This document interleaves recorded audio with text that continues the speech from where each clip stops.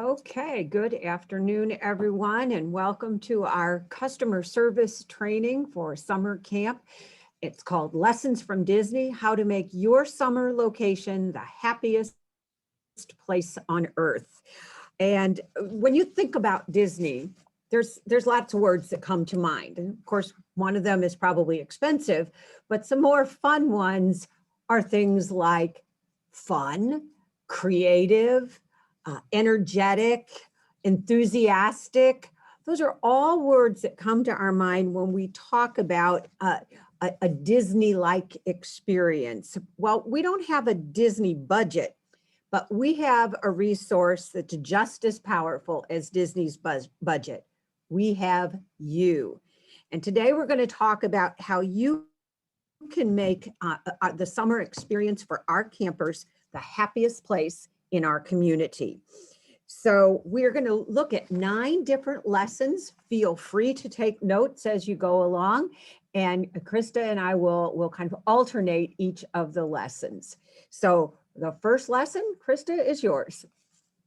Okay, lesson 1, don't let backstage come on stage. When you think of Disney, backstage is where all of those operations happen, both the physical and the behavior side of the Disney operation. These are things that really aren't part of that experience, whether that's the Disney experience or whether that's your summer role experience as we're making memories for our campers this summer.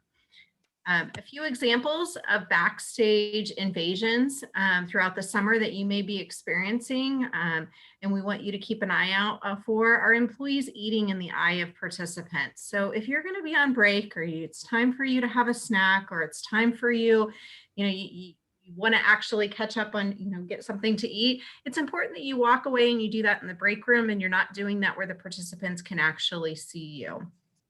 Socializing with coworkers. We want you to build relationships with your coworkers this summer. We want you to interact with them, but our customers and our campers and our parents are really the first priority. So if they're in the circle around you, your attention should be on them and not socializing with your coworkers. Complaining about facility issues. There may be some things, some policies, procedures, rules, things that happen this summer that you may not be happy with. And we know that, but it's important that you're not complaining about those issues in front of any of the customers. And again, when we talk about customers for the summer, we're referring to not just parents that are coming into the facility, but every one of those campers that in your group are probably one of the most important customers that you will have over the summer. Conversations about social life. Keep those to a minimum, save those for break time, save those for the times that you're away from the campers, you're away from the customer, and then gossiping goes along with that at the same time. In the ears of the customer is not the place for anything that has to do with gossiping or talking about personal lives. Okay, so lesson number 2. What time is the 3 o'clock parade? Is not a stupid question. And you are probably saying to yourself, well, it sounds pretty stupid to me that of course it's at 3 o'clock. But what we really want to get to is what is our customer really asking us? What do they mean in the case of Disney when they say, what time is the 3 o'clock parade? They're really asking the employee, what time does the 3 o'clock parade come by this particular point where we're sitting and waiting for it? Is it going to be 3:15, 3:30? Can you give me some idea? Because we know it's a big and a long parade. So if you think of that example, though, you think of questions that people ask you. And the most important thing is that we want to see it from the customer's perspective. That's the only way we can really understand that question behind the question that's being asked. First and foremost, we never, ever want to make one of our customers feel stupid. So even at first blush, if it sounds like kind of a strange question, stop and think and try and see if you can probe a little bit more so that you can actually help the customer. Remember, There's no place for sarcasm in a response at all. That really just infuriates customers, and it belittles them, and it makes them not want to ask questions. Some of those questions are really important questions that you do want them to ask. You want to listen carefully, and empathize with them, and above all, help them to preserve their dignity. So remember, no matter how strange the question may sound, it's probably a really important question, and there's a sincere need for information behind it. Okay, lesson 3. All of those little wows add up to a good experience.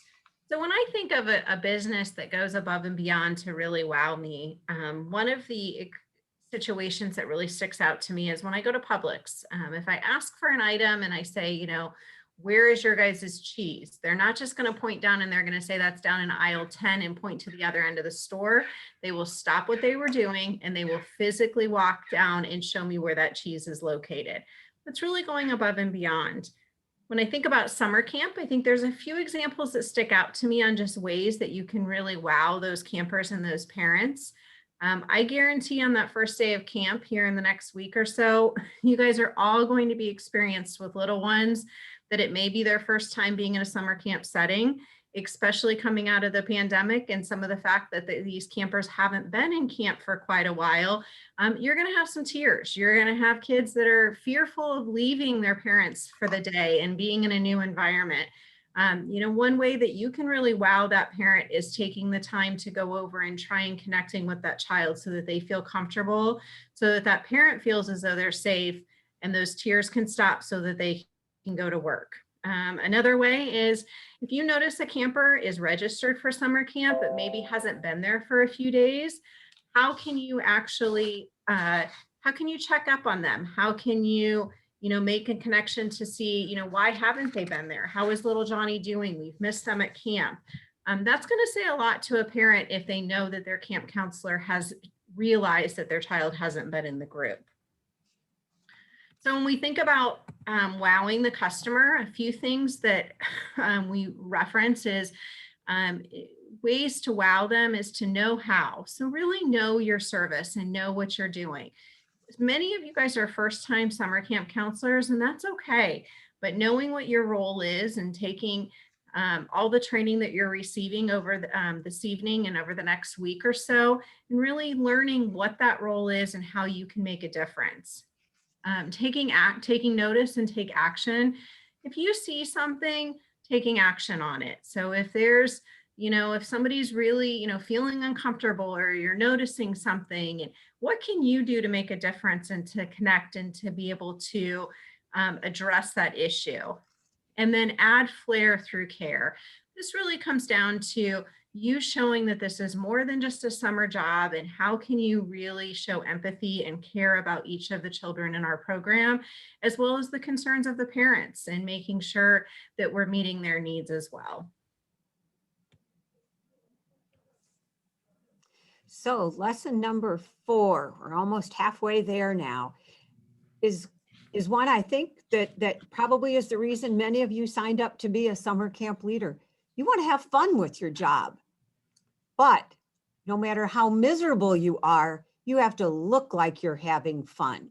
Because let's face it, there's going to be some hot, humid days. You're going to have behavior problems some days. And some days it's really, really hard to have fun with your job. So what are some of the signs of an employee that's miserable? Well, one of the things they don't do is they don't make eye contact. People really want, that's the way we connect with one another. They want you to look them in the eye. When you're not looking somebody in the eye, among other things, it makes you not very trustworthy. So have some fun, look people in the eye, and make that connection. That miserable employees will avoid eye contact at all cost. Miserable employees kind of recite what their spiel is like they're a robot. They say it in a very monotone voice, no enthusiasm, no animation whatsoever, because they seem bored, they're miserable. They'll blame another person or a department. They'll say, they said we can't do that. You are part of that they. You're a part of our department and you're one of us. So let's not blame it on someone else. A miserable employee will use language that sort of puts people off. Again, instead of saying we do such and such, they'll say they when they're referring to the summer camp that they're affiliated with. A miserable employee will see a customer as an interruption. Hey, I got better things to do than speak with you, Mr. Customer. You're interrupting my fun. Well, that's just not acceptable. And finally, your facial expressions. People, and especially children, especially our campers, are going to be looking at your face. And now that we don't have to wear masks, they'll see your entire face. And if it looks like you're bored, they know you're not having fun. So again, how can you have fun while you're suffering through the heat, the humidity, the endless questions? Because kids will ask questions over and over again. And a lot of things that you do will be repetitive. Well, there's a really easy answer, and that is by creating the fun yourself. How do you do that? Well, first of all, you smile. When you smile, you feel better, and it makes everybody around you feel better. Kind of play with the customers. And that doesn't mean throw a ball to them or hula hoop with them, but have a playful attitude with them, and you'll create that fun.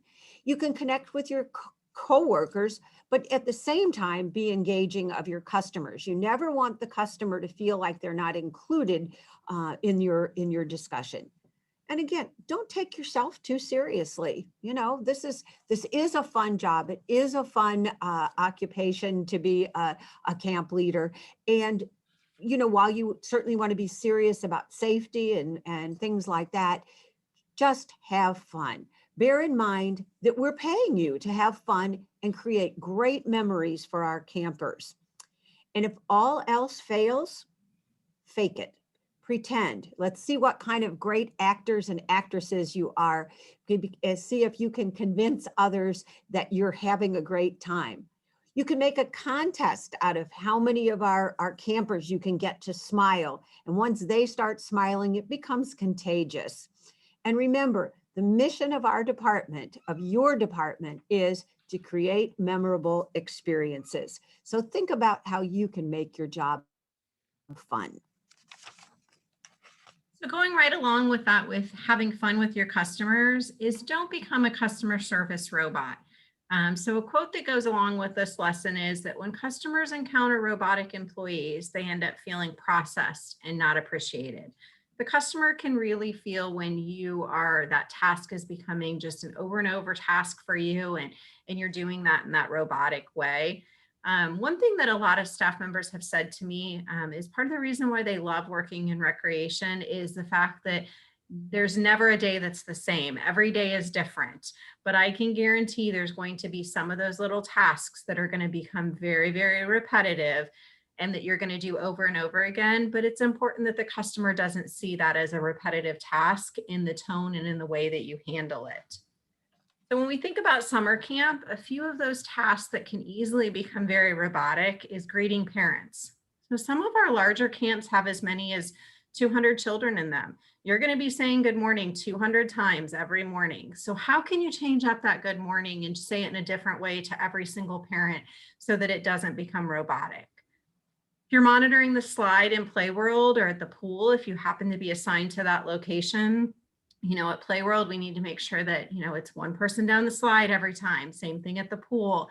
At the pool, we want to make sure that everyone's laying down when they go down that slide. How can you do that? And how can you have fun as you're interacting with the children and giving them their reminders without just saying in that monotone, repetitive voice?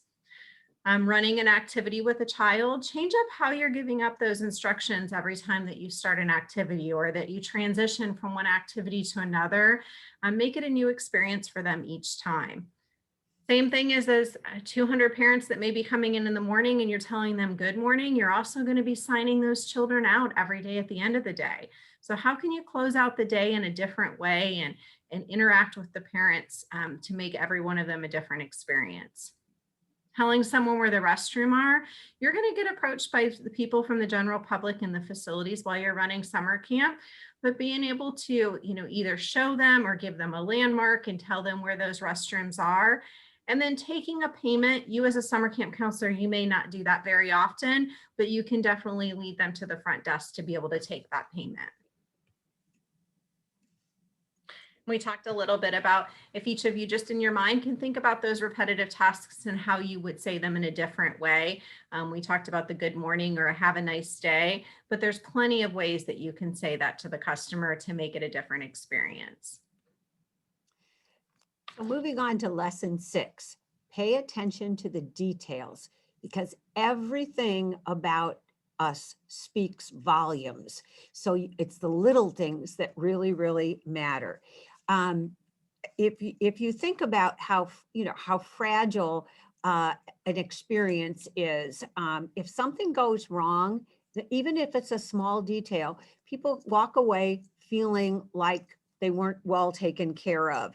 So any kind of a disconnect causes customers to doubt that our promise of taking good care of their children and having fun with them all summer, they begin to doubt it. So how can you go above and beyond in your role this summer? Well, there's a number of things that you can do. You can certainly take time to notice the things around you. If you see trash on the ground, pick it up. It only takes a second, and it'll set an example for others around you. If you see something that's out of place, put it back. So all of those little details, they all add up, and they all add up to having a wonderful trust in our operation and a trust in our summer camp. And when you're dealing with children and their parents, that trust of a promise is really, really important. So pay attention to all the details. You may not think anybody's watching, but I assure you they are. Lesson 7, don't ever say that's my job. Yes, all of you guys are being hired as a summer camp counselor this summer to work with our summer camp program. However, you're so much more than that. You're part of the Recreation, Parks, and Arts Department. You're part of the City of Largo. And I think it's important that when you realize when you're interacting with customers that they don't know what part of our department that you play and the important role that the entire department plays. So if somebody comes up to you and they ask you a question or they ask you to do something that may not be directly your responsibility, it's important for you to be able to look at it as though it's everybody's job and it's another way to be able to handle that. So saying, I don't know is a close cousin to saying it's not my job. And I just want you to think a little bit about that. And I want to give you a couple of examples. So if somebody asks you a question and you respond with, I don't know, instead of saying, I don't know, how about saying, that's a good question. Let me find out the answer. You're not expected to know everything in your role, but we do expect you to actually go and find either the answer to that question or to find someone that can help them versus just ignoring what their request is. Another couple examples with those is if there's something that you can't do and you know that, instead of saying we can't do that, let's try and give them an alternative solution. So no, I really can't do that, but I can do this for you. Just to be able to put a positive spin on that and for them to be able to see how you can help them. Lesson 8, everybody has a customer. And so the question is, who are your customers? Well, most obviously it's the campers and they are your customer. And even though they're children, you want to treat them as customers, but you also have other customers. You have a customer is anyone who benefits from the work you do, or conversely, anyone who suffers from the work you do if you don't do it correctly. So our customers are our campers. Our customers are the campers' parents or caregivers or our guardians. And our customers are also your coworkers, because coworkers should be treated as customers too. It's really, really hard to provide good customer service to those external customers when internal customer service stinks, frankly. So you want to go back, you want to know as much as you can about your surroundings, your programs, and your buildings. You want to take notice and take action. Those were things we talked about, and add flair through care, because we are all in this together, and we will all be judged by how everyone does this summer. So treat everyone as a customer, and treat everyone like the old golden rule: do unto others as you would have others do unto you. Treat them like you'd like to be treated as a customer. Okay, our final lesson for today is figure out what ticks off your customer and do something about it. When we think about Disney World, one thing that always upsets people, and they had to find a solution for, is those long lines. So you're standing in the Florida heat and you're in a long line. So what did Disney do? They heard loud and clear that that is something that the customers were upset about. So they implemented fast passes. So now you can get a fast pass. In a lot of ways, they created situations with their lines where it doesn't appear as though the line is as long as what it may be. They added fans and misters so that it was no longer hot when waiting in those lines. So there's ways to, you're not actually changing the fact that the line is long and that they have to wait to get on that ride, but there were ways that Disney could modify it so that it made it a better experience. So when we think about that, think about anything that could become an issue, or that parents or campers could become upset, and how can you put a positive twist to that to make it a positive experience for them? And I encourage you to be a problem solver. So if somebody brings an issue to you, take the time to think of a solution. Bring that to your camp director, your lead staff member, or even the facility manager, and offer solutions. Be a leader and take charge. Be passionate about your work and actually taking the lead with finding those solutions. Look for opportunities to learn, and be a mentor. Be a mentor to the kids in your program. Be a mentor to your coworkers. And then finally, it's okay to make your boss and your team look good. So you're part of a bigger team, and you all working together is going to make the whole summer camp program, everybody look good in that operation. So as we close out today, I just want to close with a quote from, everybody probably knows who this is, but this actually comes from Walt Disney himself. And he just said, whatever you do, do it well.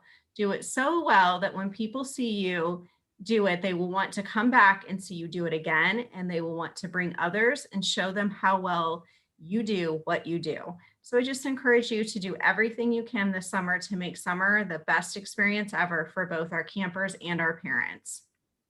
Thank you.